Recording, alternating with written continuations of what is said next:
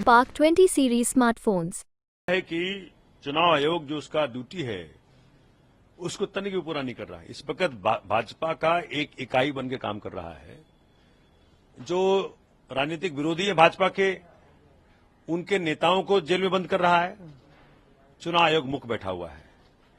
उनके अकाउंट्स बंद किए जा रहे हैं, चुनाव आयोग मुख बैठा हुआ है। यहां तक कि इंडिया अलायंस के जो उम्मीदवार हैं, जब प्रचार करने निकल रहे हैं तो उनको रोका जा रहा है। जब मैंने पुलिस को बोला कि भाई जो विपिन जी थे वहां के एसएचओ, उनको बोला कि आप ये बताएं कहां है 144, क्योंकि 144 का एक लीगल बेसिस है, ऐसे नहीं लगा सकते कहीं भी। तो वो उन्होंने दिखाने से मना कर दिया। हमने कहा चलो भाई चलो 5 मना कर, हम 4 कर लेते हैं। कह रहे 4 भी नहीं कर सकते। मैं कहा चलो मैं माला उतार लेता, कहते वो भी नहीं कर सकते। तो मतलब इतना ज्यादा निर्देश उनको है, इतना सख्त निर्देश उनको है कि भाई किसी प्रकार से इनका गला घोट दो। तो उम्मीदवारों का गला घोट दो, मेरे नेताओं को जेल में बंद रखो, बैंक अकाउंट बंद कर दो, तो भाजपा करा ले चुनाव। ये तो इस वक्त जो इमरजेंसी था उससे कहीं ज्यादा की मुसीबत है। पूरे देश में ऐसा माहौल कर दिया है, इतना डरा हुआ है भाजपा कि किसी व्यक्ति को भी चुनाव प्रचार नहीं करने देना चाहता। बहुत दुखद है ये। दूसरा मुद्दा है आपने मैं कह तो रहा हूं, ये चुनाव में आने वाले होने वाले डर के कारण इतना सदमे में है कि ये कुछ भी करने को तैयार है। पूरी पार्टी बंद कर देंगे, सारे नेता बंद कर देंगे, हमें चुनाव प्रचार नहीं करने देंगे, सभाएं नहीं करने देंगे, पर्चे नहीं बांटने देंगे। तो ये इलेक्शन कमीशन कर क्या रहा है?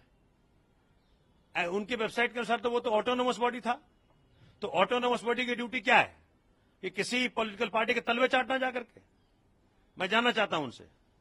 आज भाजपा का जो उम्मीदवार है उसको पूरी खुली छूट है, जहां मर्जी स्टेज लगाता है, जहां मर्जी भाषण देता है, जहां मर्जी पर्चे बांटता है। लेकिन जो आम आदमी पार्टी इंडिया अलायंस का उम्मीदवार है उसको ना तो आप घूमने दे रहे हैं, ना पर्चे बांटने दे रहे हैं, ना प्रचार करने दे रहे हैं, ना लाउड स्पीकर बोलने दे रहे हैं, कुछ नहीं करने दे रहे हैं आप। तो इस प्रकार से मैं आपके जरिए, आपके माध्यम से दिल्ली की जनता को कहना चाहता हूं कि जी अब आप ही रह गए मेरे प्रचार को। आप में से हर व्यक्ति को सोमनाथ भारती बनके, केजरीवाल जी बनके विचार करना पड़ेगा, जिससे कि देश में लोकतंत्र बचे। आप जो आबकारी नीति, 3 मंत्री थे, सत्येंद्र जैन, मनीष सिसोदिया और कैलाश गहलोत, 2 मंत्री अभी भी जेल में है। क्या आपको लगता है कि इनकी भी गिरफ्तारी हो सकती है? जिस तरह ये कुछ भी कर सकते हैं।